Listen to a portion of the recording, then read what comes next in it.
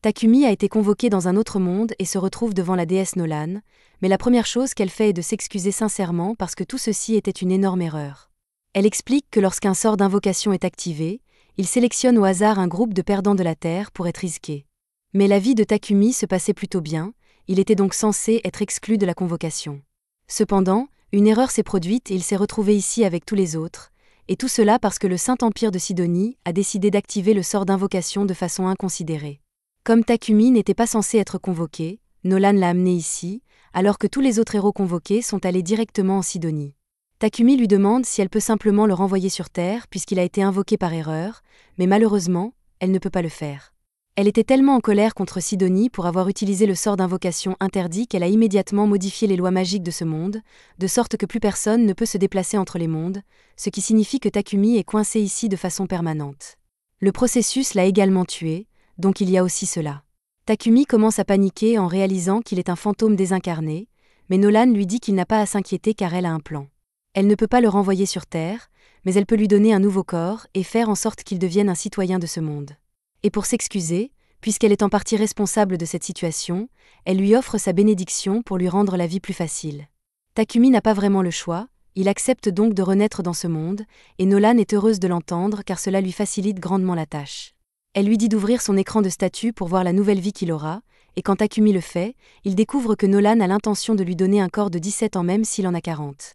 Nolan lui dit de ne pas se préoccuper des détails mineurs, et plus important encore, qu'il doit encore choisir son travail. Elle lui dit qu'il y a 2 classes principales pour les emplois. Si Takumi veut quelque chose de plus axé sur le combat, il peut choisir des choses comme épéiste, chevalier ou chasseur. Mais si cela ne l'intéresse pas, il peut toujours choisir l'un des métiers de la production. Takumi n'aime pas l'idée d'avoir à se battre, il décide donc d'opter pour un travail de production. Nolan lui implante alors le poste dans l'âme, ainsi qu'un tas d'autres bénédictions bonus, et l'envoie sur le chemin, en oubliant complètement de lui donner un tutoriel. Takumi atterrit en catastrophe au milieu d'une forêt, et après s'être finalement relevé, il voit son reflet dans la rivière et réalise qu'il est vraiment devenu une autre personne, et qu'il est beau. Il décide de tirer le meilleur parti de sa nouvelle vie et va voir ce qu'il y a dans le sac que Nolan a déposé avec lui. Il y trouve des rations alimentaires et de l'argent, ce qui signifie qu'il n'a pas à craindre de mourir de faim pour l'instant. Il jette un coup d'œil à son écran d'état, et il semble que Nolan l'ait doté de toutes les compétences utiles dont il pourrait avoir besoin. Il dispose même de la magie élémentaire, alors il décide de l'essayer d'abord pour voir s'il peut vraiment l'utiliser. Il ouvre la main et crie « boule d'eau », et juste comme ça, une boule d'eau se forme dans sa main. Les autres éléments fonctionnent de la même manière, et Takumi peut facilement les utiliser dès son premier essai. Maintenant qu'il a compris comment fonctionne sa magie, il doit commencer à réfléchir à ce qu'il va faire et décide de se rendre au village le plus proche. En marchant, Takumi tombe sur un bâton au milieu du chemin, et il a l'air d'un très beau bâton. Il utilise alors sa compétence d'évaluation pour le scanner et découvre qu'il s'agit de bois de tran. Il provient du monstre Tran et est très utile pour fabriquer des bâtons et des lances magiques. Takumi décide donc de mettre sa compétence de modélisation à l'épreuve et l'utilise sur le bois pour créer une lance. Puisque le bois fonctionne si bien, Takumi décide de regarder autour de lui pour voir s'il y a d'autres plantes utiles à proximité, et il en trouve une tonne, alors il passe l'heure suivante à les cueillir. Mais maintenant, il ne sait pas quoi faire de toutes ces plantes. Elles ne rentreront certainement pas dans son sac, alors il devra peut-être les laisser derrière lui. Mais Takumi se souvient qu'il possède une compétence de boîte à objets, alors il l'utilise pour ranger toutes les plantes. À ce moment-là, il entend quelqu'un crier, et quelques instants plus tard, il voit une petite fille sortir des buissons en courant. La petite fille vient lui demander de l'aide parce qu'un monstre la poursuit, et lorsque Takumi se retourne pour voir de quel genre de monstre il s'agit, il trouve un énorme lapin à cornes. Le lapin lui fonce dessus et manque de l'empaler, mais à la dernière seconde, il panique et poignarde accidentellement le lapin à la tête, le tuant sur le coup. Il est choqué qu'un débutant comme lui ait pu gagner contre un tel monstre, et il suppose que c'est grâce à la bénédiction de Nolan. Mais Nolan n'y est pour rien, c'est juste de la chance. À la suite de son combat, Takumi obtient le titre de guerrier, mais il n'en est pas ravi, car il espérait ne pas avoir à se battre du tout. Mais ce n'est pas vraiment important pour l'instant, car il doit encore vérifier si la petite fille va bien. Molly dit qu'elle va bien et explique qu'elle était venue cueillir des herbes, mais qu'elle s'est accidentellement éloignée du village du conseil et qu'elle s'est fait attaquer. En l'entendant parler d'un village, Takumi s'enthousiasme et lui demande s'il peut venir au village. Molly lui dit qu'elle lui montrera le chemin, mais avant cela, elle lui demande s'il a l'intention d'emmener ce lapin avec lui, car sa viande est vraiment délicieuse. Takumi réalise que ce serait un gâchis de le laisser ici, alors il met le lapin dans sa boîte à objets. Mais immédiatement après avoir fait cela, il réalise qu'il vient de le faire devant Molly, alors qu'il avait l'intention de garder secrète la compétence de sa boîte à objets. Il n'y a plus rien à faire, alors Molly et lui commencent à marcher vers le village. Au même moment, les autres personnes convoquées viennent d'arriver dans l'Empire de Sidonie et ne savent pas trop ce qui se passe. Aucun d'entre eux n'est blessé, mais ils n'ont aucune idée de l'endroit où ils se trouvent, et tout à coup, ils entendent quelqu'un les appeler en tant que héros. Une femme s'approche et leur dit qu'ils ne sont plus dans leur monde d'origine et qu'ils ont été appelés à utiliser leur pouvoir de héros pour sauver ce monde. Elle se présente à eux comme l'impératrice de l'Empire Sidonia, Elisabeth, et un simple coup d'œil à son visage suffit à faire comprendre aux enfants qu'elle est vraiment louche. C'est à ce moment-là que la compétence unique d'Akana entre en jeu, et il semble que Nolan lui ait accordé la bénédiction de la révélation.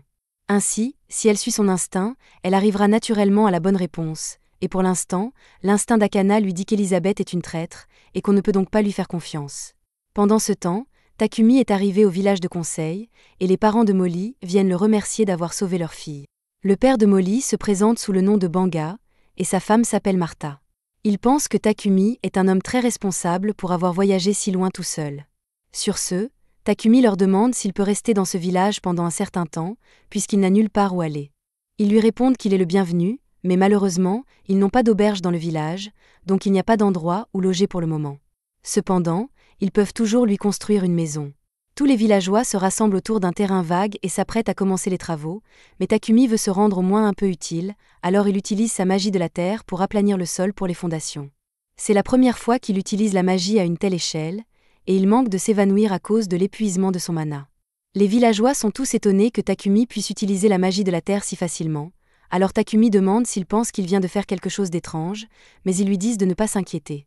Comme il s'est occupé des fondations, les autres se mettent au travail pour assembler sa maison, et le lendemain matin, la maison de Takumi est terminée. Grâce à ses talents de charpentier, de forgeron et de couturier, Takumi est capable de se fabriquer un bon ensemble de meubles, mais il y a quelque chose d'autre qu'il voulait essayer. Le forgeron du village, Boron, lui a donné un tas de minerais et il veut essayer d'utiliser l'alchimie pour extraire le métal. Il a du minerai de fer, du minerai d'argent, du minerai de cuivre et même du minerai de fer magique, alors il commence par le fer et essaie d'en faire un lingot. Normalement, cela nécessiterait un grand four et des heures de travail, mais avec l'alchimie de Takumi, il peut le faire en une seule fois, mais cela draine une tonne de son mana dans le processus.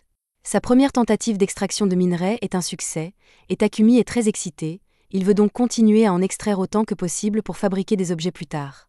Quelques heures plus tard, Molly se rend chez Takumi pour lui apporter le dîner. Mais lorsqu'elle ouvre la porte, elle est choquée de le trouver évanoui sur le sol, comme s'il avait été vidé de son énergie. Takumi en a trop fait avec l'extraction du minerai et a failli mourir d'épuisement de mana, mais Martha et Banga lui donnent une potion de récupération, donc il va bien maintenant, et peut continuer à pratiquer son alchimie, bien qu'il lui fasse promettre de ne plus se surmener. Au fil du temps, Takumi extrait du fer, du cuivre et même un peu d'or, ce qui lui permet de fabriquer une tonne d'outils utiles. Une fois qu'il en a fini avec l'alchimie, il passe du temps avec Boron dans la forge, apprenant à fabriquer toutes sortes d'armes. La lame est très réussie, et une fois que Boron aura fini de fabriquer le fourreau, l'arme sera complète. La compétence de forgeron de Takumi est maintenant au niveau 40, il a donc fini de la pratiquer pour l'instant et décide de passer à autre chose. Il va voir Banga et lui demande s'il peut lui emprunter quelques potions, et Banga n'a aucun problème à lui en prêter, mais toutes les potions sont basiques, donc elles ne lui seront pas d'une grande utilité. Takumi lui répond que ce n'est pas grave, car tout ce dont il a besoin, c'est d'un modèle de potion. Il envisage de fabriquer ses propres potions avec toutes les herbes qu'il a ramassées dans la forêt, et Banga est heureux de soutenir Takumi du mieux qu'il peut, alors il lui propose de lui acheter quelques potions s'il termine le premier lot. Takumi remercie Banga, et après avoir obtenu la potion de base, il commence à travailler sur sa propre version. Il la prépare avec des herbes d'Ilkuk et de l'eau, et lorsqu'il a terminé, il la met dans un bocal en verre pour la comparer à celle qu'il a reçue de Banga. Les deux sont bleus, mais celui que Takumi a fabriqué est nettement plus bleu que celui qu'il a reçu de Banga, et il semble qu'ils contiennent de la magie. Cependant, Takumi ne sait pas si c'est un succès ou non. Il va devoir tester la potion lui-même pour s'assurer qu'elle n'est pas nocive. Il ne veut pas mourir si la potion s'avère être un poison, alors il décide d'acquérir une certaine tolérance au poison.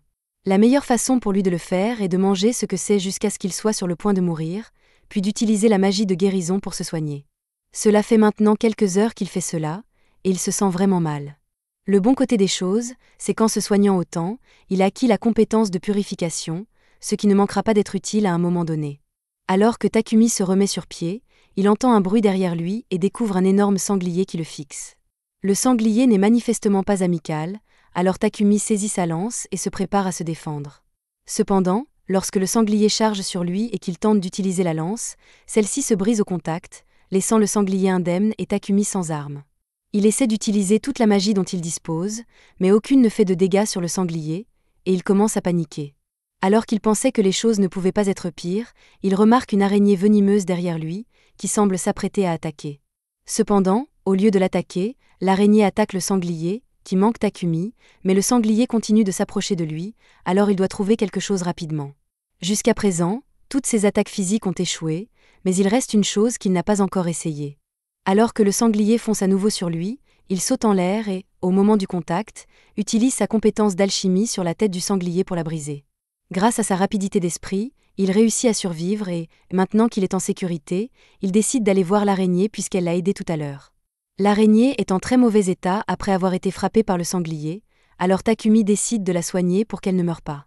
Il se lève ensuite pour retourner au village, mais il reçoit une notification lui indiquant qu'il a réussi à apprivoiser l'araignée.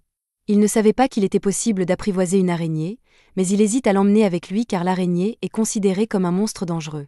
Cependant, l'araignée lui fait les yeux doux, il décide donc de l'accepter comme animal de compagnie et, pour officialiser la chose, il la nomme Maple. Un peu plus tard, Takumi revient au village et montre à tout le monde le sanglier géant qu'il a tué. Ils sont tous stupéfaits qu'il ait pu vaincre une telle chose, mais encore plus qu'il ait réussi à apprivoiser une araignée venimeuse, car personne n'a jamais réussi à le faire auparavant. Takumi propose de partager le sanglier, car il ne peut pas le finir seul. Ce soir-là, un grand festin est organisé en son honneur. Pendant que tout le monde s'amuse, Banga apporte à Takumi les précieux restes du sanglier et lui dit qu'il pourra les vendre s'il se rend dans la ville la plus proche, Bolton, qui sera donc la prochaine destination de Takumi. Pendant ce temps, la déesse Nolan veille sur lui, et elle est très satisfaite de ses progrès. L'une de ses conseillères lui demande ce qu'elle espère obtenir en accordant à Takumi un traitement aussi spécial. Elle lui a donné un corps spécial, une bénédiction spéciale et l'a même envoyé une année entière dans le passé avant que Sidonie n'active le sort de convocation qui l'a amené ici. Mais Nolan dit qu'elle n'a pas de raison particulière pour cela, elle fait simplement ce qu'elle pense être juste. Un matin, Takumi se retrouve ligoté dans son lit et il sait déjà que c'est Maple qui est derrière tout ça. Maple s'excuse, mais Takumi a été tellement occupé ces derniers temps qu'elle s'est sentie seule et voulait juste attirer son attention. Takumi se rend compte qu'il s'est tellement concentré sur son travail qu'il n'a pratiquement pas passé de temps avec Maple. Il décide donc de faire une pause dans son travail pour la journée et de jouer avec Maple, ce qui rend cette dernière très heureuse. Juste à ce moment-là, Martha entre pour apporter le déjeuner à Takumi, et il semble qu'il se passe quelque chose de bizarre entre Takumi et Maple, mais Takumi l'assure que ce n'est pas ce qu'elle pense. Martha le croit sur parole, mais elle ne peut s'empêcher de remarquer que la soie produite par Maple est très belle, et elle prévoit donc de traire Maple jusqu'à épuisement de la soie qu'elle peut produire. Plus tard dans la journée, Martha a réussi à créer une chemise en soie d'araignée, et toutes les femmes du village sont ravies de la texture du tissu. Takumi n'avait pas réalisé que la soie d'araignée était un produit si populaire. Cependant, les dames expliquent que la soie d'araignée est un produit de luxe, et que seuls les nobles peuvent l'acheter. Martha demande à Maple si elle peut lui faire plus de tissu, et Maple commence à en faire jaillir, mais cela va prendre un certain temps, et elle ne pourra donc plus jouer avec Takumi. Takumi est un peu déçu, car il avait hâte de passer du temps avec Maple pour une fois, mais il a encore des choses à faire de toute façon, alors ça ne le dérange pas trop. Cela fait environ un mois que Takumi est arrivé dans ce village, et il a l'intention de se rendre à la ville, Su, pour étudier l'alchimie. Cependant, il ne peut se résoudre à dire au revoir à tous les villageois après avoir passé tant de temps avec eux. Takumi va rencontrer Boron à la forge pour qu'il puisse continuer son travail de forgeron, et en peu de temps, ils ont fabriqué une plaque de poitrine qui convient parfaitement à Takumi, ainsi que des bottes à bout d'acier. Boron lui dit que les bottes lui seront utiles s'il doit donner des coups de pied, mais Takumi n'a pas l'intention de se battre puisqu'il veut juste devenir alchimiste. Banga arrive à ce moment-là, et il est heureux de voir que l'armure de Takumi est enfin terminée, mais il va lui manquer une fois qu'il sera parti. Il sait que Takumi ne pourra pas rester éternellement ici s'il veut développer son activité de production. Il est donc logique qu'il se rende en ville, où il pourra vendre davantage de marchandises et s'approvisionner en matériaux de manière fiable. Un marchand de Bolton va venir au village dans quelques jours, et Banga s'est donc arrangé pour que Takumi l'accompagne sur le chemin du retour vers Bolton. Ils sont tristes de le voir partir, mais ils savent que c'est pour le mieux, alors ils disent à Takumi de commencer à préparer ses affaires. Takumi les remercie pour leur aide et retourne chez lui pour préparer ses affaires, mais en chemin, il croise Martha qui transporte un seau de viande. Il lui demande ce qu'elle fait, et Martha lui explique qu'elle est en route pour jeter les entrailles d'un lapin cornu que Banga a attrapé. Apparemment, les entrailles sont la partie la plus délicieuse du lapin, mais elles doivent être traitées minutieusement pour éliminer toutes les maladies et les parasites. Le village n'a pas l'équipement nécessaire pour faire cela, alors elle doit jeter la viande pour que personne ne soit malade. Cependant, Takumi lui dit que ce ne sera pas nécessaire puisqu'il peut simplement purifier la viande. Il se penche et utilise la magie de purification pour que la viande dans le seau puisse être mangée en toute sécurité. Si Martha est reconnaissante, elle est tout aussi stupéfaite que Takumi puisse utiliser la magie de la lumière. Elle lui dit qu'il ne devrait probablement pas révéler qu'il peut utiliser la magie de lumière lorsqu'il quittera le village, car il y a très peu de personnes dans ce monde qui en sont capables, et si les gens découvraient qu'il peut l'utiliser, cela attirerait beaucoup d'attention non désirée. Takumi prend note de son avertissement et promet d'être prudent avant de révéler son pouvoir, mais en attendant, tant qu'il est dans le village, il a l'intention d'utiliser chaque parcelle de son pouvoir pour améliorer leur vie. Il utilise la magie de la terre pour construire un mur de briques afin d'assurer la sécurité du village, et pour plus de commodité, il leur construit une pompe à eau ainsi que quelques autres équipements. Lorsqu'il a terminé, cet endroit ressemble à un tout nouveau village, si bien que lorsque le marchand arrive, c'est à peine s'il le reconnaît. Banga vient saluer Papek, et après avoir conclu un accord commercial, Takumi s'approche pour qu'il puisse commencer à partir. Papek a déjà beaucoup entendu parler de Takumi par Banga, alors il se présente, et tout le monde demande si Takumi a préparé toutes ses affaires.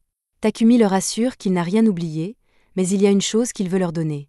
Il sort une de ses potions de son sac et la donne à Banga. Il a déjà déposé une centaine de ses bouteilles chez Banga, alors en cas de catastrophe, il veut que Banga les utilise pour soigner ses blessures. Papek est sous le choc après avoir vu la potion que Takumi a préparée, il demande donc à la voir de plus près, et il s'agit bien d'une potion de haut niveau, bien que Takumi ne semble pas s'en rendre compte. Les autres villageois arrivent bientôt pour faire leurs adieux à Takumi, et Papek dit qu'il attendra qu'ils aient fini de faire leurs adieux avant de partir. Molly dit au revoir à Maple, qui dort dans le sac de Takumi, et Martha lui remet une tenue qu'elle et les autres femmes ont confectionnée pour lui avec la soie de Maple. Takumi est très reconnaissant de ce cadeau et remercie encore une fois tout le monde d'avoir été si gentil avec lui, même s'ils ne le connaissent pas depuis longtemps. Il monte ensuite dans la calèche et tous les villageois lui font un grand adieu, lui disant qu'il sera toujours le bienvenu dans leur village. Alors que Papek et Takumi se dirigent vers Bolton, Papek mentionne que les habitants de ce village semblent vraiment l'aimer. Même les autres passagers de la calèche peuvent dire que Takumi était pratiquement de la famille pour eux, et un tel adieu touche vraiment la corde sensible de Hit. Au fait, ces gars-là se dirigent aussi vers Bolton, alors le blond se présente comme Hit, le roux est Rai, et l'homme à l'air sombre là-bas s'appelle Bogart. Ils font tous partie d'un groupe de rancés appelé Croc de Lion, et ils sont actuellement les gardes du corps de Papek. Bien que cette région soit plutôt paisible, ils n'ont pas grand-chose à faire. Rai remarque que Takumi tient fermement son sac, alors il lui demande si quelque chose de précieux se trouve à l'intérieur, et Takumi répond en disant que son araignée tueuse de compagnie dort à l'intérieur. Le groupe n'arrive pas à croire que Takumi a réussi à apprivoiser une araignée tueuse, alors Rai demande à la voir, mais elle est vraiment effrayante, alors Maple finit par lui donner un coup de tête au visage. Takumi commence à s'excuser abondamment pour ce que Maple a fait, mais les autres lui disent qu'il n'y a pas de raison de s'excuser puisque Rai l'a mérité.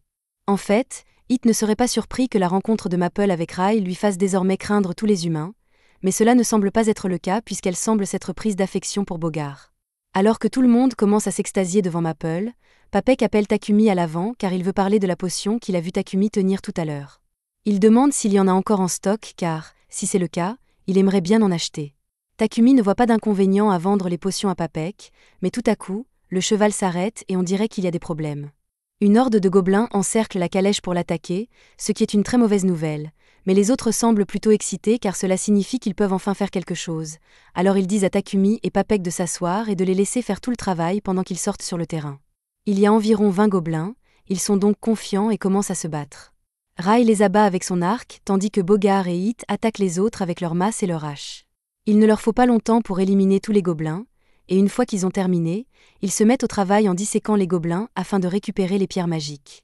D'après ce que Maple a vu jusqu'à présent, elle aime beaucoup Bogart, elle déteste Rai, elle ne s'intéresse pas vraiment à Hit. Peu après, tout le monde remonte dans le carrosse et le voyage se poursuit pendant les 3 jours suivants, jusqu'à ce qu'ils arrivent enfin à Bolton.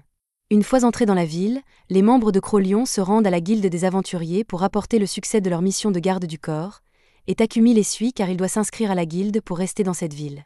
Il aurait préféré s'inscrire à la guilde des alchimistes, mais il n'y en a pas ici, alors il va devoir devenir un aventurier à la place. Le réceptionniste, Hans, dit à Takumi qu'il peut simplement utiliser la carte de la guilde des aventuriers comme pièce d'identité, et que, tant qu'il accomplit une simple quête une fois par mois, elle n'expirera pas du tout. Takumi finit par s'inscrire en tant qu'aventurier et présente Maple comme son animal de compagnie. Une fois tous les enregistrements terminés, Takumi se rend à la société commerciale de Papek pour négocier les potions. Il a en stock une centaine de 3 potions différentes, et toutes sont de très bonne qualité. Papek est donc prêt à payer 10 pièces d'argent pour chaque potion de soin et d'endurance, et 50 pièces d'argent pour chaque potion de mana. Takumi fait un rapide calcul dans sa tête et se rend compte qu'il gagnerait plus de 7 millions de yens avec cette seule transaction. Il pense que c'est beaucoup trop d'argent, mais au contraire, Papek l'informe qu'il aurait pu gagner beaucoup plus d'argent s'il avait déjà une réputation de producteur. À ce propos, comme Takumi a l'intention de devenir producteur en ville, Papek lui recommande d'acheter une maison avec un atelier attenant pour des raisons de commodité, mais Takumi n'avait même pas pensé à l'endroit où il vivrait une fois arrivé ici. Papek décide de l'aider un peu et demande à son assistant, Thomas, de montrer à Takumi une bonne propriété à un prix abordable. Cependant, lorsque Takumi voit enfin la maison, elle ressemble davantage à un manoir, et il ne pense pas pouvoir se l'offrir. Thomas lui assure que le manoir est tout à fait abordable, et il peut garantir qu'il n'y a pas de fantôme ici, donc il n'aura pas à s'inquiéter à ce sujet. Takumi repère l'atelier relié à la maison, et il commence à envisager l'achat car cet endroit serait vraiment adapté à son travail, et il peut se permettre de le payer puisqu'il a gagné beaucoup d'argent en vendant ses potions à Papek. Après quelques délibérations, il décide finalement de payer pour le manoir et dit à Thomas qu'il le prend. Thomas est heureux de l'entendre et dit qu'il va commencer les démarches administratives immédiatement pour que Takumi puisse emménager demain s'il le souhaite, mais alors qu'il marche dans les rues de la ville, Takumi sent une odeur nauséabonde dans l'air. Thomas voit bien que l'odeur dérange Takumi, alors il lui explique que cette odeur nauséabonde vient des égouts. Les riches ont des épurateurs magiques pour nettoyer leurs eaux usées, mais les égouts de la ville principale n'ont pas ce luxe.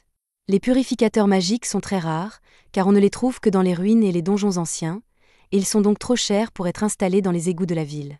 Quelques prêtres sont périodiquement engagés pour nettoyer manuellement les égouts avec de la magie de purification, mais les égouts sont encore sales la plupart du temps. Le lendemain, Takumi et Maple emménagent dans leur nouvelle maison, et la première chose que Takumi veut faire est de trouver une solution au problème des égouts.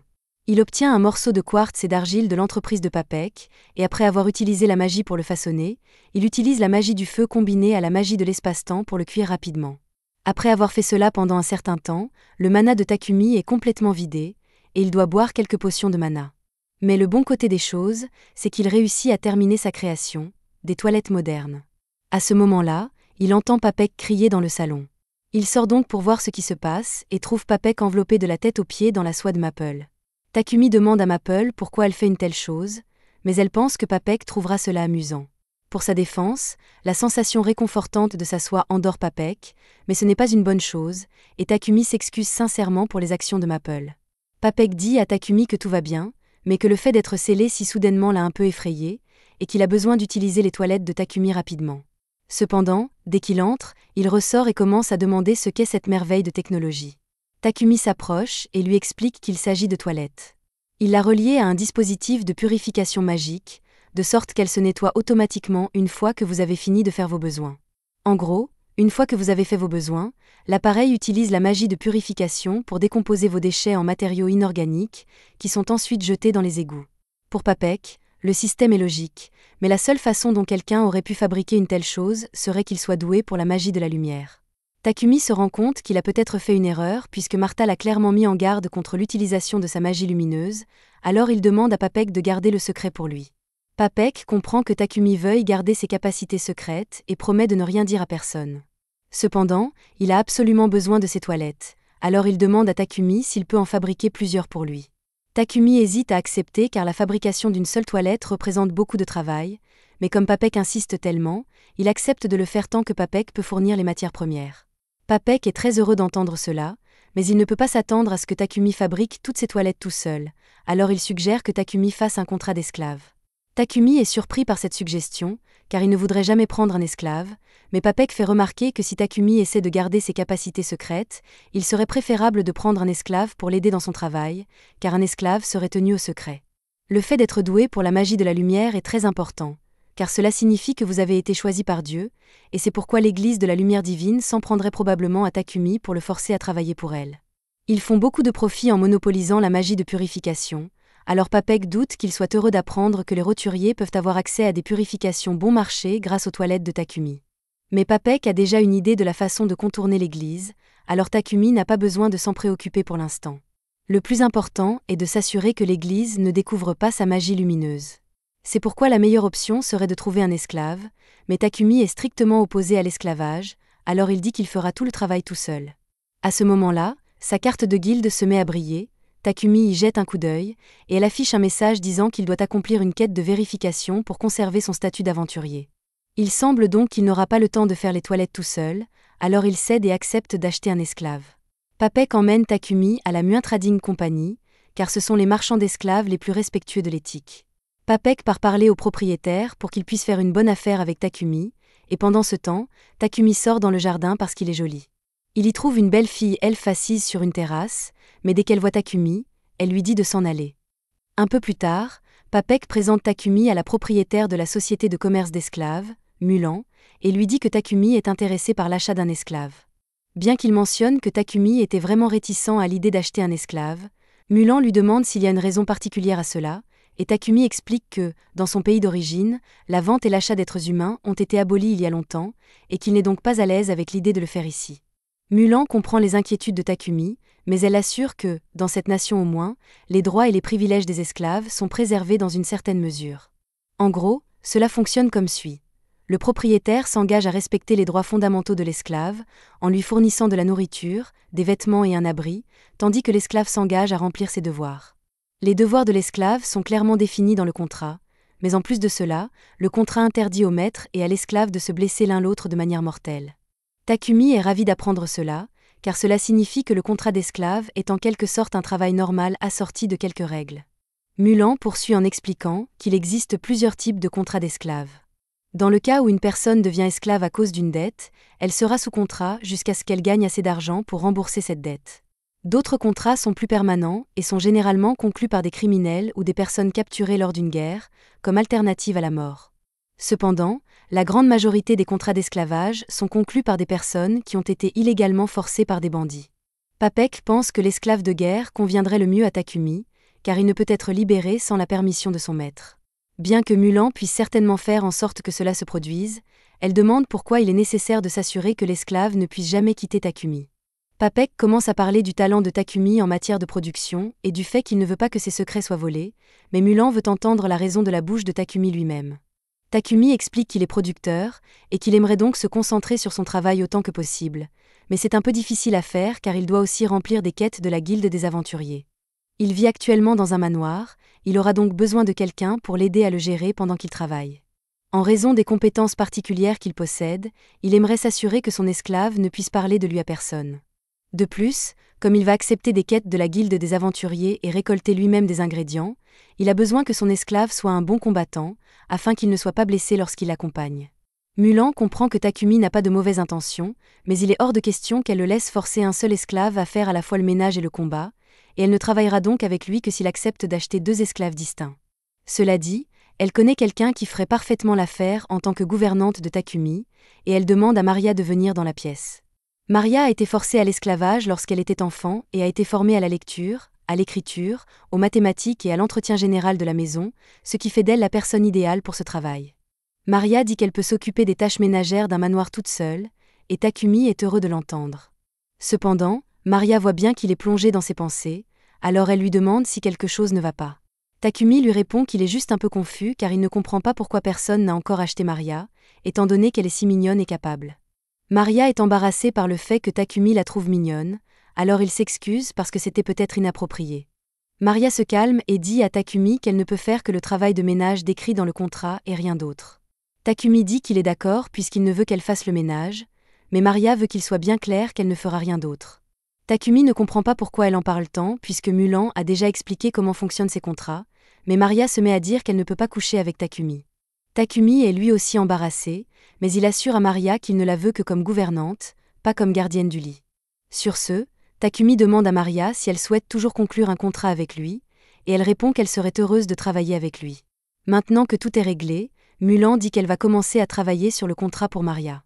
Mais pour ce qui est du serviteur de combat, elle dit qu'elle n'a malheureusement personne qui corresponde à la description.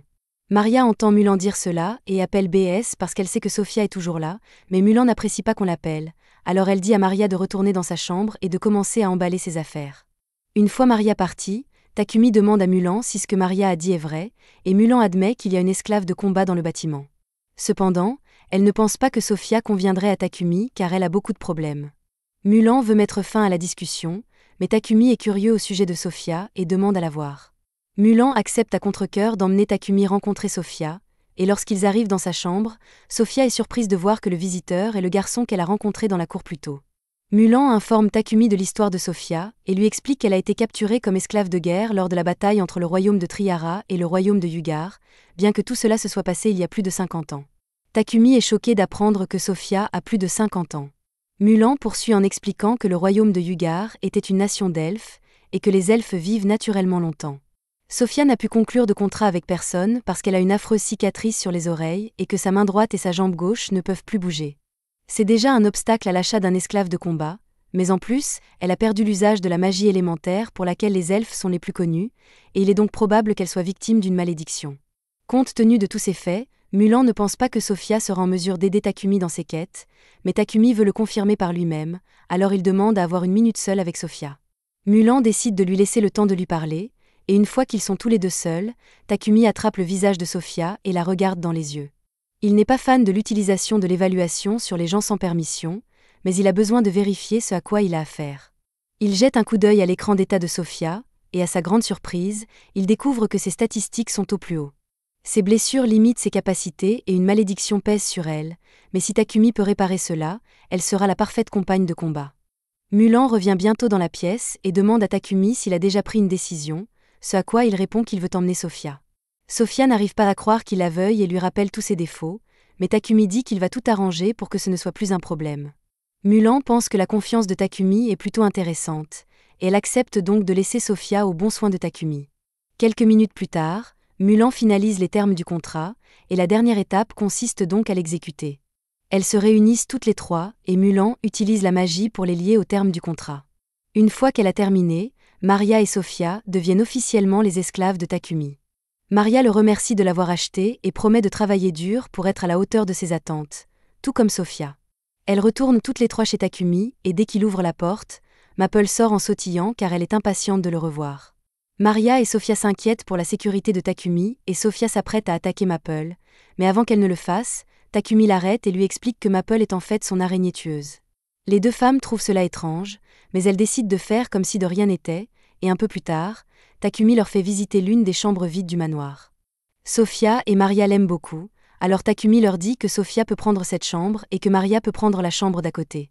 Aucune d'entre elles ne peut croire que Takumi est prêt à leur donner leur propre chambre, mais ce n'est pas comme s'il utilisait les chambres de toute façon, alors ils pensent qu'il serait bien que quelqu'un en profite au moins. De plus, il y a aussi une grande salle de bain, alors il leur dit qu'une fois qu'ils auront déballé leurs affaires, ils pourront utiliser la salle de bain quand ils le voudront, et Maria est très excitée à ce sujet. Plus tard, Sofia et Maria entrent dans le bain, et Maria dit à quel point elle est contente que Takumi ait acheté Sofia aussi.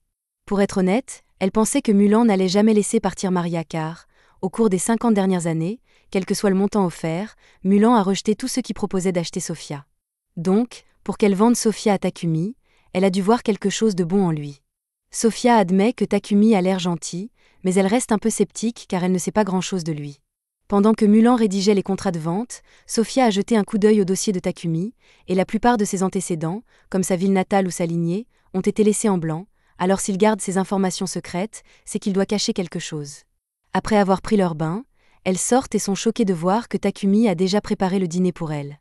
Maria est d'autant plus dévastée que les tâches ménagères sont censées être les siennes, et que si Takumi s'occupe de tout lui-même, elle est aussi inutile qu'une toilette. Takumi explique qu'il essayait juste de rendre le premier jour de travail de Maria un peu plus facile, mais que si cela lui permet de se sentir mieux, il la laissera s'occuper du reste des tâches ménagères toute seule. Pour l'instant, il leur demande de s'asseoir pour qu'ils puissent dîner tous ensemble, mais Sofia hésite car les domestiques n'ont généralement pas l'occasion de manger à la même table que leur maître. Takumi comprend qu'elle puisse penser que son comportement est étrange pour un propriétaire d'esclaves, mais il ne veut pas qu'elle se bloque sur la tradition. En parlant de tradition, il n'aime pas vraiment le fait qu'il appelle toujours maître, alors il demande s'ils peuvent l'appeler par son nom à la place. Sofia demande si c'est un ordre formel, mais Takumi ne veut pas la forcer à l'appeler par son nom si elle ne se sent pas à l'aise. Maria, elle, ne semble pas gênée de l'appeler par son nom. Le lendemain, Takumi se rend à la société commerciale de Papek pour récupérer un colis qu'il a commandé, et Papek dit qu'il a fait de son mieux pour l'emballer correctement, mais il veut quand même que Takumi soit prudent en le transportant à la maison. Sur le chemin du retour, Takumi remarque une église à proximité, alors il entre et s'agenouille pour prier Nolan. Il la remercie pour toutes les compétences qu'elle lui a données, car elles l'ont vraiment aidé, mais il y a quelque chose qu'il voulait lui demander. Depuis le temps qu'il vit dans ce monde, il a appris que le Saint-Empire de Sedonia contrôle la doctrine religieuse ici, alors il ne comprend pas pourquoi Nolan a tant de problèmes avec eux. À ce moment-là, Takumi entend la voix de Nolan et la voix devant lui, ce qui le fait paniquer un peu. Nolan lui explique qu'elle l'a entendu prier et qu'elle l'a donc amené ici pour qu'ils puissent discuter. Pour répondre à sa question de tout à l'heure, elle n'aime pas Sedonia parce qu'ils ne suivent pas sa volonté. Il existe 2 religions dans ce monde, l'Église de la création et l'Église de la lumière divine. L'Église de la création vénère Nolan depuis sa création, tandis que l'Église de la lumière divine n'en fait qu'à sa tête. L'Empire Sedonia a fini par entreprendre plusieurs croisades pour répandre sa religion par la force, mais pendant ce temps, Nolan a choisi de ne pas s'en mêler car elle ne voulait pas être impliquée dans les affaires mesquines des humains. Takumi lui fait remarquer que c'était une décision stupide puisque la seule raison pour laquelle Sedonia a pu activer le sort de convocation qui l'a amené ici, c'est parce que Nolan n'est pas intervenu avant qu'il ne soit trop tard. Et oui, ça sonne mal quand il le dit comme ça, mais elle lui a donné toutes ses bénédictions pour rattraper son erreur. Il y a cependant une chose qu'elle doit lui dire. La plupart de ses bénédictions resteront avec lui pour toujours, mais il y en a une qui s'effacera, et c'est la chance exceptionnelle qu'il a eue récemment. Elle lui a donné un cours d'initiation en lui permettant de rencontrer des gens si gentils et si serviables, mais il finira bientôt par rencontrer des gens aux intentions sinistres, de sorte qu'à partir de maintenant, les résultats de ses actions dépendent entièrement de lui. Un peu plus tard, Takumi rentre chez lui, mais dès qu'il franchit la porte, il trébuche sur Maple, qui est très excitée de le voir. Sophia et Maria viennent le voir, mais lorsque Sophia essaie de l'aider à prendre le paquet que Takumi a apporté, il le range rapidement dans sa boîte à objets pour l'empêcher de le toucher. Il se lève ensuite et dit qu'il va travailler dans son atelier et qu'elle ne devrait pas le déranger pendant un moment. Cependant, Sophia est incroyablement méfiante car le paquet était emballé avec du papier magique de haute qualité. Il devait donc s'agir de quelque chose de dangereux. Elle suit Takumi dans son atelier pour voir ce qu'il fait et est horrifiée de le voir tremper un couteau dans du poison et se couper avec. Il se guérit immédiatement après, mais il faut admettre qu'il a l'air fou en faisant cela. Dès qu'il mentionne au hasard le nom de Maria, Sophia pense qu'il a l'intention de lui faire quelque chose et l'attaque, ou du moins elle essaie, mais elle s'effondre d'épuisement presque immédiatement, tombant sur Takumi. Takumi vérifie son état pour savoir ce qui ne va pas et découvre qu'elle souffre d'un épuisement extrême, probablement dû à sa malédiction. Une blessure comme celle-ci ne serait normalement pas difficile à guérir, mais à cause de la malédiction, il faut beaucoup d'efforts à Takumi pour finalement guérir sa main, et une fois qu'il l'a fait, sa magie de lumière augmente. Il porte ensuite Sophia jusqu'à sa chambre, et comme sa magie de lumière a augmenté, il a maintenant assez de puissance pour dissiper sa malédiction, alors il y met toute sa magie, et finalement, il est capable de guérir complètement Sophia et de lever sa malédiction. Elle est toujours inconsciente à cause de l'épuisement, mais elle devrait aller mieux une fois qu'elle se sera reposée. Quelques heures plus tard, Sophia se réveille, et lorsqu'elle voit Maria, elle l'avertit de courir car, d'après ce qu'elle a vu, elle est sûre que Takumi est un fou absolu. Maria ne sait pas de quoi Sophia parle, mais elle est sûre que Takumi est plus que jamais une bonne personne. Maria brandit un miroir pour montrer à Sophia ce que Takumi a fait pour elle, et Sophia est choquée de réaliser que son corps a été guéri et que sa magie est revenue. Elle sort pour en parler à Takumi, qui lui confirme qu'il s'est bien débarrassé de sa malédiction. Il lui a fallu beaucoup de peine et de travail pour améliorer ses compétences, mais il lui dit qu'elle n'a pas à s'inquiéter puisqu'il a déjà promis de la guérir. Sophia réalise qu'elle s'est complètement trompée sur Takumi, alors elle s'agenouille et promet de servir Takumi pour le reste de sa vie pour la gentillesse qu'il lui a montrée. Le lendemain matin, Takumi se rend à la bibliothèque pour essayer de trouver des informations sur l'alchimie, mais il s'avère que la bibliothèque ne possède que 4 livres sur l'alchimie. Takumi est confus et se demande pourquoi l'alchimie n'est pas plus populaire alors qu'elle est si simple à comprendre, mais en réalité, elle n'est pas facile du tout. Tous les textes d'alchimie disponibles sont écrits dans l'ancienne langue de ce monde, et la seule raison pour laquelle Takumi peut comprendre ce qui est écrit ici est que Nolan lui a donné une bénédiction qui lui permet de comprendre toutes les langues de ce monde. Plus tard dans la journée, Takumi, Maria et Sophia terminent la fabrication de plusieurs toilettes, et bien qu'il reste encore beaucoup à faire, ils progressent bien, si bien que Takumi pense qu'il devrait pouvoir faire une pause dans la fabrication de toilettes pendant un moment. Puisqu'il ne fabriquera plus de toilettes pour le moment, Maria demande à Takumi ce qu'il a l'intention de faire, et Takumi répond qu'il a l'intention de partir en voyage dans un avenir proche. Plus précisément, il veut essayer de trouver de nouveaux ingrédients d'alchimie, et tant qu'à faire, voir les sites uniques que ce monde a à offrir et peut-être explorer quelques ruines en chemin. Il a déjà prévu d'emmener Sophia avec lui en tant que garde du corps, il va donc devoir demander à Maria de rester sur place et de s'occuper de la maison pendant son absence. Mais Maria n'aime pas cette idée. Elle demande à Takumi si elle peut l'accompagner dans son voyage, mais il ne pense pas que ce soit une bonne idée car le voyage sera dangereux. De plus, il a engagé Maria parce qu'il avait besoin d'une femme de ménage pour s'occuper du manoir, ce qui irait à l'encontre du but recherché s'il l'emmenait avec lui. Maria comprend le point de vue de Takumi, mais rester seule dans le manoir la ferait se sentir terriblement seule, alors elle supplie Takumi de reconsidérer sa décision. Takumi se sent mal à l'idée de laisser Maria toute seule, mais avant de prendre une décision, il doit vérifier quelque chose. Il saisit le visage de Maria et utilise l'évaluation pour vérifier ses statistiques, et de façon inattendue, Maria est plutôt bien foutue. Ne vous méprenez pas, elle n'est pas surpuissante, mais elle pourrait certainement se débrouiller dans un combat, alors Takumi accepte de l'emmener avec lui pour le voyage, tant qu'elle est sûre qu'elle peut le supporter. Sofia dit qu'elle est prête à apprendre à Maria à utiliser la magie et à se battre pour s'assurer qu'elle est prête à faire face à toute menace possible. Et Takumi aime l'idée, alors il demande à Sofia de l'entraîner ainsi que Maria. Depuis qu'ils ont décidé que Maria se joindrait à l'expédition, Takumi pense qu'il est temps de commencer à fabriquer de l'équipement pour tout le monde, et pour commencer, il demande à Sofia quel type d'arme elle voudrait. Sofia n'hésite pas et commence à énumérer tout un arsenal d'armes qu'elle aimerait, mais c'est normal puisqu'elle est une guerrière expérimentée.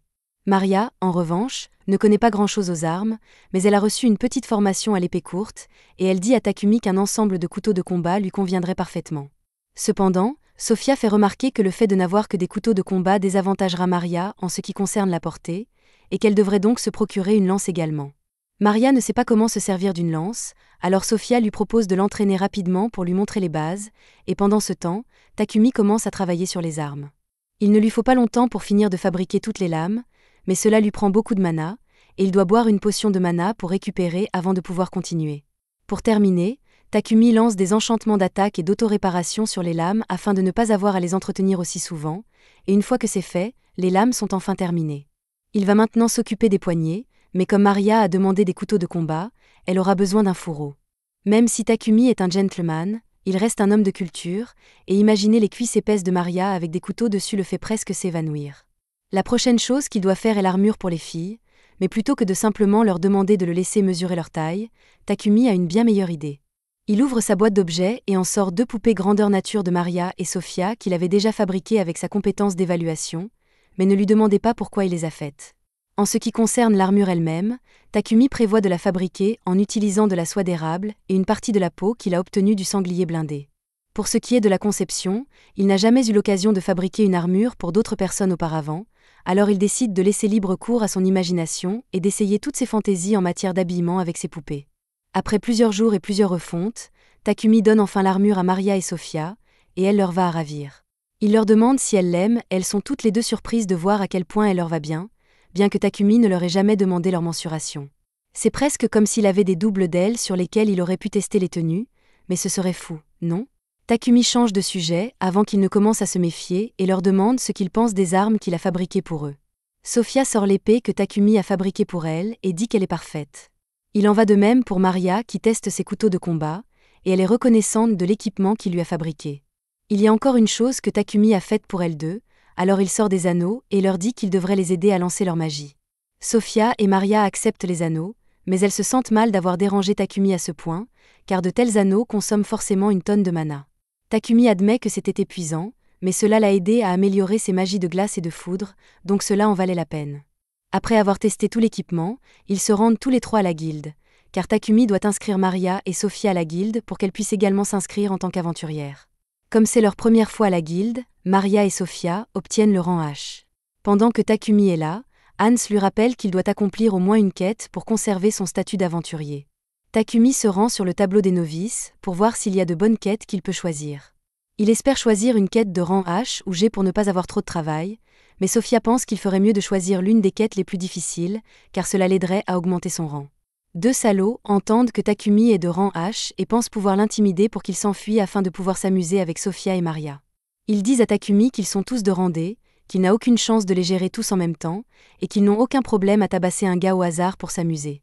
Maria est sur le point d'intervenir et de faire entendre raison à ces idiots, mais Takumi l'arrête et dit qu'il va s'en occuper lui-même.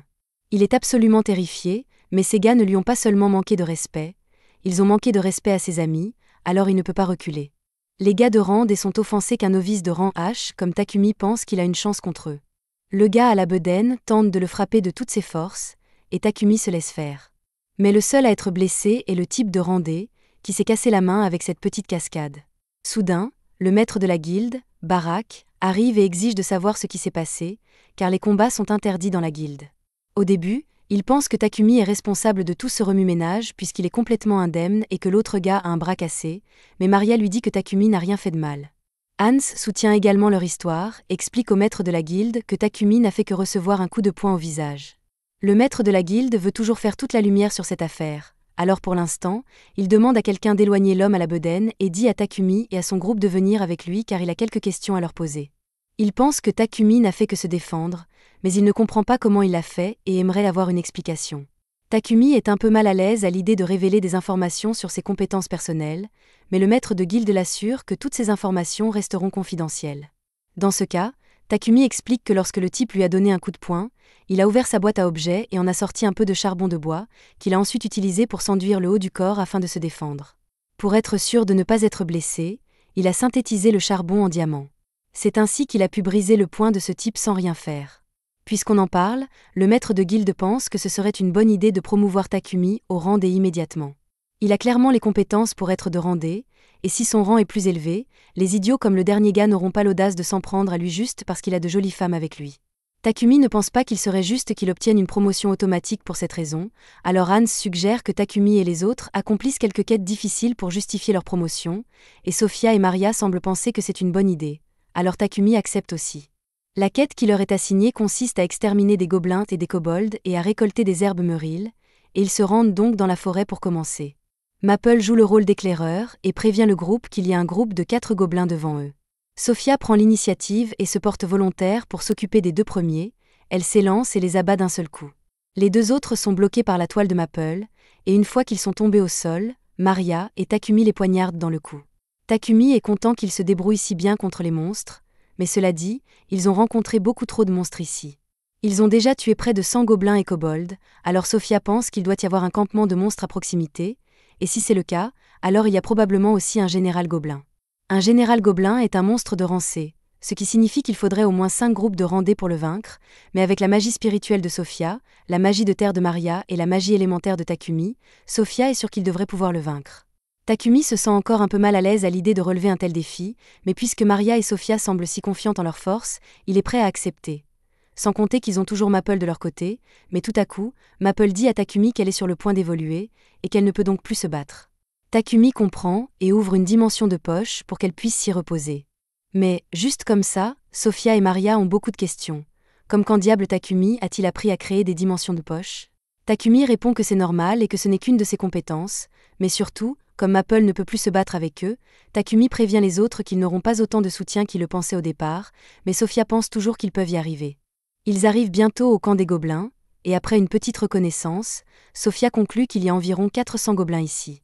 Takumi lui demande s'ils doivent vraiment combattre tous ces gobelins, et normalement, il le ferait, mais la reconnaissance de Sophia a également révélé qu'il n'y a pas d'humains dans la région, donc ils sont libres de faire exploser cet endroit avec de la magie. Ils préparent tous les 3 leurs sorts d'attaque les plus puissants, et tous en même temps, ils déchaînent l'enfer sur le camp des gobelins. Quand ils ont fini, presque tous les gobelins ont été tués, et il ne reste plus que le général gobelin et quelques chevaliers gobelins. Sophia dit qu'elle s'occupera des chevaliers gobelins, alors Takumi reste pour s'occuper du général gobelin, et plutôt que de le combattre avec sa lance, il choisit de lui mettre le feu pour l'achever. Une fois qu'ils ont confirmé que tous les gobelins sont morts, ils rassemblent toutes les pierres magiques et retournent à la guilde, mais ils sont tous les 3 épuisés par tout ce travail. Hans a du mal à croire qu'ils ont réussi à accomplir leur quête et même à abattre un général gobelin en seulement une demi-journée. Il leur demande donc de venir dans la salle de réunion pour 1 minute, car le maître de la guilde veut les voir. Barak est à la fois stupéfait et furieux que Takumi fasse quelque chose d'aussi imprudent que d'affronter tout un camp de gobelins avec un seul groupe, mais alors qu'il s'apprête à réprimander Takumi, sa dimension de poche s'ouvre et Maple en sort. Elle s'est transformée en arachnide, et tout le monde est ravi de voir sa nouvelle forme. À ce moment-là, Barak décide de laisser tomber l'histoire de la bataille imprudente, car le groupe de Takumi n'est manifestement pas normal. De retour à la maison, Maria demande à Takumi s'il a du tissu de rechange car elle veut fabriquer des sous-vêtements pour elle et Sophia, mais Takumi a une bien meilleure idée de sous-vêtements et lui propose de le faire pour elle à la place. Juste à ce moment-là, Maple sort de la dimension de poche et dit à Takumi que Papek est ici pour le voir. Alors Takumi va le rencontrer et est informé que le seigneur de Bolton, Marcus Godwin, veut le rencontrer. Takumi aimerait éviter de rencontrer Marcus Godwin, mais compte tenu de la situation, il n'a pas le choix. Takumi arrive plus tard au château de Godwin, et heureusement, Godwin semble être un homme raisonnable, puisque la première chose qu'il fait est de remercier Takumi d'avoir construit toutes ces toilettes, car cela a grandement amélioré la salubrité de la ville. Sans oublier que Takumi a détruit un campement de gobelins, qui aurait pu devenir un problème majeur s'il n'avait pas été contrôlé. Il reconnaît que Takumi est un atout pour la nation, et l'avertit qu'il devra être prudent, car Sidonie ne manquera pas de s'en prendre à lui un jour ou l'autre. Quelques jours plus tard, Takumi finit enfin de fabriquer les sous-vêtements pour Sophia et Maria, mais c'était beaucoup plus difficile qu'il ne le pensait, et il a l'air complètement épuisé. Sophia et Maria sont très reconnaissantes et lui disent qu'elles adorent le design, alors il leur demande distraitement si elles aimeraient essayer les sous-vêtements maintenant pour voir comment ils leur vont. Une seconde plus tard, il se rend compte qu'il vient de faire une allusion déplacée, alors il sort de la pièce en courant, embarrassé, et Maria et Sophia sont un peu déçues parce qu'elles étaient tout à fait prêtes à le faire s'il était resté. Après toute cette agitation, Takumi avait besoin de se rafraîchir, et il a donc décidé que son prochain projet serait de créer des réfrigérateurs. Une fois qu'il eut terminé, il expliqua aux filles que les réfrigérateurs serviraient à garder les aliments au froid pour qu'ils ne se gâtent pas, et elles étaient toutes excitées à l'idée de sentir l'air froid qui s'en échappait. Pour créer les réfrigérateurs, Takumi a synthétisé du fer, du chrome et du nickel pour en faire de l'acier inoxydable, puis il a ajouté un dispositif magique enchanté avec de la magie de refroidissement, mais malheureusement, son réfrigérateur ne pouvait pas fonctionner avec l'eau. Malgré tout, Maria remercia Takumi car elle pouvait désormais cuisiner avec des ingrédients frais quand elle le souhaitait. Takumi avait l'intention de donner l'un des réfrigérateurs à Maria, et les deux autres seraient envoyés à Papek pour qu'il puisse les vendre. Une fois que cela serait fait, Takumi prévoyait de passer à son prochain projet. Sophia lui a demandé s'il allait à nouveau fabriquer quelque chose de nouveau, mais en fait, Takumi pensait à faire quelques ajustements à leur équipement. Il y avait certaines choses qu'il voulait améliorer depuis leur combat contre tous ces gobelins, et comme ils allaient bientôt voyager, Takumi voulait que leur équipement soit aussi bon que possible, alors il aimerait faire un ensemble en mithril et en adamantite. Takumi s'est rendu à la guilde pour demander à Hans s'il y avait des forgerons dans les environs qui savaient travailler l'adamantite et le mithril, mais les métaux étaient vraiment rares, et il n'y avait donc pas beaucoup de gens qui correspondaient à cette description. Si Hans devait deviner, les seules personnes capables de s'en occuper étaient les nains de Namstel, mais c'était très loin, et Takumi ne pouvait donc pas s'y rendre. Takumi accepta le fait qu'il n'allait pas pouvoir trouver un forgeron convenable après tout, mais avant de partir, Hans lui parla d'une ville connue sous le nom de Hora près du royaume de Barkula, et si Takumi s'y rendait, il devrait pouvoir trouver du mithril et de l'adamantite. Cependant, il risquait d'avoir un peu de mal à y entrer, car seuls les membres de la guilde des forgerons étaient autorisés à pénétrer dans les mines. Heureusement, Hans connaissait un bon moyen de contourner les règles. Supposons, hypothétiquement, bien sûr, que Takumi accepte une quête pour exterminer les monstres qui apparaissent dans cette mine et hypothétiquement, qu'il tombe sur du mithril en chemin, rien ne l'empêcherait alors d'extraire les métaux. Sur ce, le maître de guilde est apparu de nulle part et a dit qu'il avait la quête parfaite pour Takumi. Il expliqua que la guilde était à court de bois de triante ces derniers temps, et que l'hiver approchait, et qu'ils avaient donc besoin de quelqu'un pour en ramasser. Les triantes se promenaient généralement dans les mines de Hora, et comme Takumi cherchait une excuse pour aller dans les mines de toute façon, le maître de guilde pensait qu'il serait d'accord pour faire un peu de ramassage de bois. De plus, puisque Takumi s'y rendait de toute façon, le maître de guilde voulait que lui et son groupe escortent quelqu'un, mais cela commençait à ressembler à beaucoup de travail. Takumi ne s'était jamais occupé d'une mission d'escorte auparavant, il demanda donc pourquoi les membres du Croc de Lion ne pouvaient pas le faire à la place. Le maître de guilde expliqua que les membres de Croc de Lion étaient actuellement en mission séparée, donc ils ne pouvaient pas le faire, et Takumi était la seule autre personne à qui il pouvait demander. Takumi accepta finalement de prendre en charge la mission d'escorte, mais il ne connaissait toujours pas bien la route vers Hora, alors il demanda à Hans combien de temps il faudrait pour y arriver. Hans lui répondit qu'il faudrait 7 jours s'il se déplaçait en calèche, mais seulement 4 jours s'il utilisait un cheval monstrueux, car ils sont 2 fois plus rapides que les chevaux normaux. Takumi pensait que le cheval monstre était une bonne idée, alors il demanda s'il pouvait en prendre un, mais malheureusement, Rei arriva pour leur dire que tous les chevaux monstres étaient déjà utilisés par Crolion. Hans était surpris de voir Rei revenir si tôt, mais Rei a dit que lui et son groupe n'avaient pas encore terminé leur quête. Il avait tué un buffle noir en chemin, et il était revenu pour le déposer avant qu'il ne devienne rance. Il devait repartir dans la matinée pour rejoindre le reste de Croc de Lion, mais comme Rei resterait en ville pour la nuit, Takumi lui proposa de rester chez lui et de prendre un bain. Rei était excité par la perspective d'un bain, alors il décida d'accepter l'offre de Takumi. Takumi était heureux de l'entendre, mais il devait aller quelque part après cela, alors il a dit que Rei pouvait simplement l'attendre chez lui, mais Rei a dit qu'il préférait accompagner Takumi. Dans ce cas, Takumi laissa Rei l'accompagner à l'entreprise de Papek, et pendant que Takumi était là, il réussit à convaincre Papek de lui laisser emprunter 2 de ses chevaux monstres pour sa mission. En échange, Papek demanda à Takumi de lui vendre une partie des minerais qu'il avait obtenus à la mine de Hora. Par ailleurs, à propos du réfrigérateur qu'il avait apporté plus tôt, Papek l'a vraiment aimé, alors il a demandé à Takumi d'en faire d'autres pour lui une fois qu'il sera rentré de son voyage dans les mines. Pendant ce temps, au manoir de Takumi, Sophia commençait à s'inquiéter que quelque chose lui soit arrivé puisqu'il n'était pas encore rentré. Plus tard dans la soirée, Takumi rentrait chez lui avec Rei, et il s'excusait d'avoir entraîné Rei dans une si longue course, même s'il devait être fatigué de son voyage, mais Rei n'y voyait pas d'inconvénient, puisque c'était lui qui avait dit qu'il accompagnerait Takumi. Juste à ce moment, Rei sentit que quelqu'un les observait, Takumi et lui, avec beaucoup d'hostilité. Il savait déjà qu'il ne pourrait pas battre cette personne avec l'équipement qu'il avait sous la main, alors il attrapa la main de Takumi et commença à courir. Cependant, l'assaillant les rattrapa rapidement et donna un coup de pied au visage de Rei. Elle s'est alors révélée être Sophia, et elle était convaincue que Rei devait essayer de kidnapper Takumi, elle était donc prête à la battre sans poser de questions. Cependant, avant qu'elle ne puisse tuer Rei, Takumi s'est jeté devant lui et a dit à Sophia qu'elle se trompait sur la situation. Après avoir expliqué ce qui se passait, Sophia s'est agenouillée pour s'excuser sincèrement auprès de Rei d'avoir failli le tuer sans raison. Rei était d'accord, il a donc pardonné à Sophia, mais il avait beaucoup de questions à poser à Takumi après cela. Et la liste des questions ne fit que s'allonger lorsqu'ils arrivèrent enfin à la maison de Takumi et que Rei y trouva d'autres jolies filles. Il demanda à Takumi ce qui se passait, et Takumi expliqua qu'il avait besoin d'une bonne pour s'occuper de la maison et de quelqu'un pour le garder, alors il avait engagé Sophia et Maria. Et puis il y avait Maple, qui avait évolué à un moment donné. Rei était heureux de revoir Maple sous sa nouvelle forme, et Maple se souvenait de lui, mais elle n'aimait toujours pas Rei.